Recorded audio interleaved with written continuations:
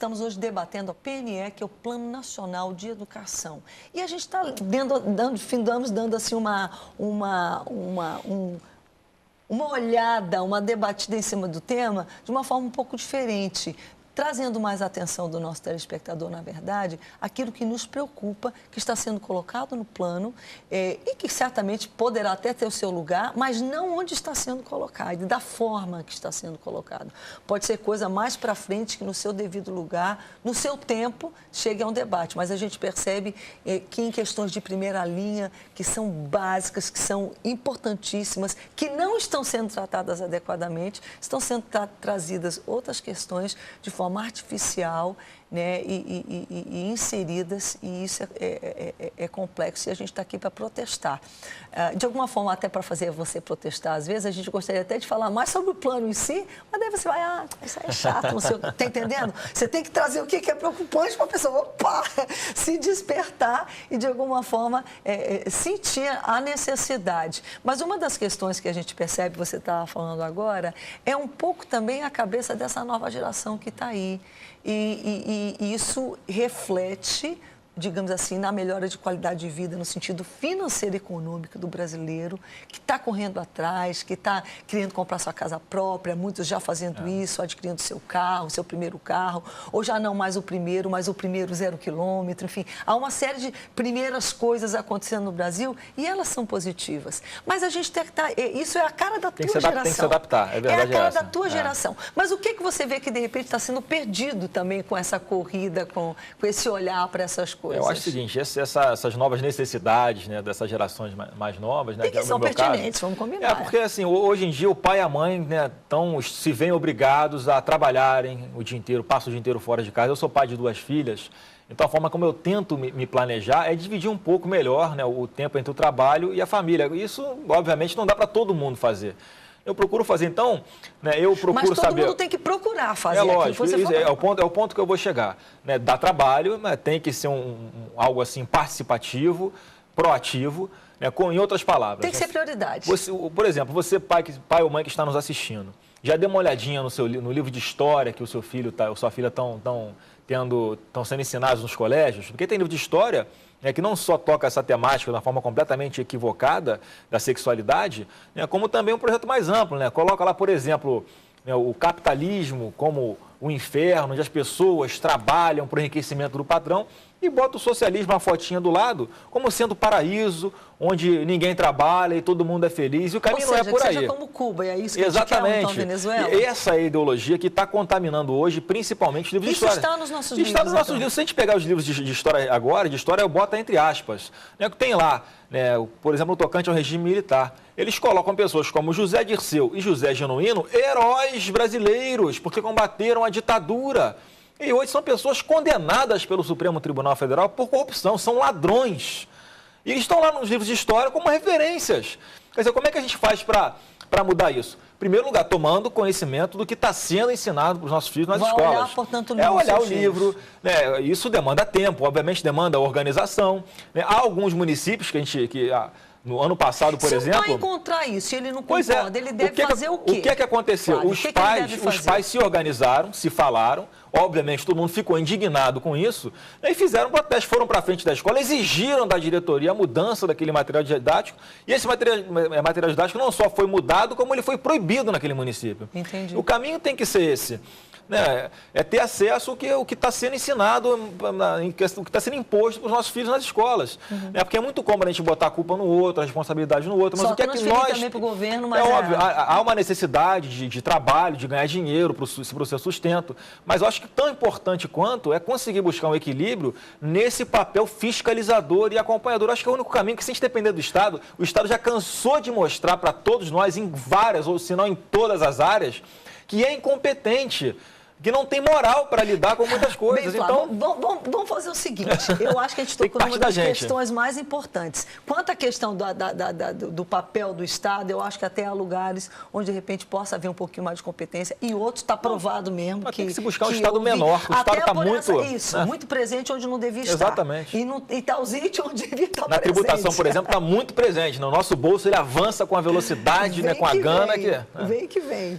Né? Mas, por exemplo, essa questão da presença e da participação dos pais. Eu vejo como sendo, estava dando uma olhada no Plano Nacional de Educação, que uma das diretrizes, uma das coisas que está se buscando, e que se ela for alcançada, eu creio que ela será algo muito positivo para a gente, é ter uma participação, ter aqueles elementos que vêm do plano nacional, mas que eles tenham o mínimo de flexibilidade, se é que eu entendi, no sentido de ter a participação dos estados e dos municípios. E quando a gente coloca isso, quando se lê estado e município, está se falando de quem? Né? Eu pergunto para você, você acha que estão falando de quem quando fala estado e município? E a gente pensa, bem, são os secretários, os diretores das escolas, as pessoas de educação desses estados. Também, mas não é só eles, não. Aquilo tem que contemplar também a família, os pais, os alunos, se eles não se omitirem. Então, dá trabalho. Eu me lembro que quando meus filhos estudavam, e eles eram um colégio particularzinho, até uma escolinha pequenininha, de bairro mesmo, onde meus filhos... E eu devia estar, assim, tipo, na segunda série, e eu me lembro que compraram... Eu comprei aquela lista gigantesca de matéria, um monte de livro de coisa. E eu me lembro que uns livrozinhos de literatura, e eu, na livraria mesmo, comprando, enquanto a mulher preenchia a lista, eu fui olhando. Eu achei tão estranha aquela história, ela era assustadora, ela é estranhíssima, que eu peguei o livro e comprei. Fui diretamente com a diretora da escola, né? Tipo assim, no primeiro dia de aula, eu falei, Darcy, até o dela, dona Darcy. Dona Darcy, dá uma olhada nesse livro. Ele foi pedido para o meu filho, que está na segunda série, é uma criança de 7 anos de idade, 8 anos de idade. Eu não acho esse livro adequado. Quando ela leu o livro, ela abriu o livro na minha frente, ela, o quê? Ela ficou assustada. E, no entanto, a escola, é uma escola particular, pediu aquele livro. Automaticamente, hoje em dia, a escola, eles combinaram lá com a livraria, a gente devolveu o livro, trocou por outro. Quer dizer, eu dei um exemplo bobo, mas é um exemplo que mostra que, se você quer mudança, você não pode delegar tudo para essas pessoas. Você quer ver uma outra dificuldade importante, Rebeca? Hoje em dia o governo... E você colocou um exemplo muito mais sério, que foi esse, e que pais, se você não gostar... No Recife, se não me engano. Isso, pronto. Se você não chame a atenção de outros pais também, vão para essas escolas e se mobilizem no sentido... Por quê? Porque um plano que realmente contempla que seja o que devia ser, ele precisa ter essa participação. Agora, quando pais não querem, quando se omitem, quando estão ocupados demais, daí também a gente reclama injustamente. Você quer ver uma queda de braço que o governo é o lado mais forte e impõe a sua vontade? Por exemplo, vamos supor, as escolas podem escolher entre 5 livros de história, né, para oferecer aos seus alunos, tem que escolher um. Só que o próprio governo já fez uma triagem anterior e ele só escolhe os livros, né, que envolvem essas temáticas que interessam ao governo. Então, hoje, os próprios autores estão ali não imagina que de mãos atadas. Que tem uma linha ideológica sendo introduzida. Exatamente, olha o dilema, ou eu faço isso ou eu não tenho meu sustento. Quer dizer, então a gente percebe que tem que haver uma quebra de alguns paradigmas, né? Tem que se repensar um pouquinho, se já não está na hora de a gente oxigenar o nosso governo, né? Nem que seja para botar em novos rumos a educação, porque não tem jeito, independente de quem tem que quebrar essa tendência de inércia, porque senão a gente está perdido. Nossas crianças estão perdidas, estão sem opção, é difícil demais. Entendi. Então o buraco é muito mais embaixo, a coisa é muito mais séria, a gente não vê. Olha só, um outro perigo que está aí também nesse PNE, são as disciplinas chamadas transversais.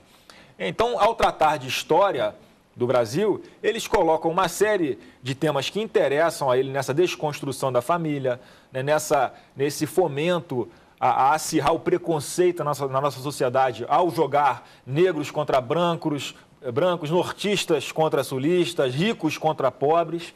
Então, eles botam esses temas transversais e dão. E aparecem questões malucas como essa da Valesca Popozuda, na prova de filosofia. É um tema transversal que eles é uma atualidade. Vamos botar aqui nessa matéria obrigatória de filosofia.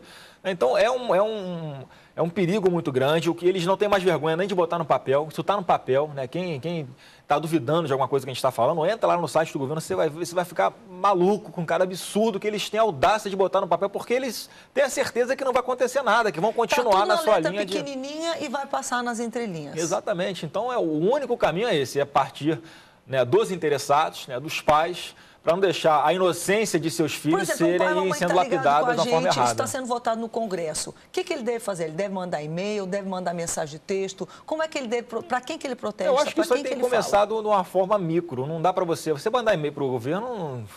né? Obviamente não vai chegar em lugar nenhum, mas é se organizar na sua escola, né? Você começar a conversar com os pais que têm filhos em outras escolas, né? Para tentar fazer a mesma coisa no colégio. Não adianta, é um trabalho de formiguinha difícil.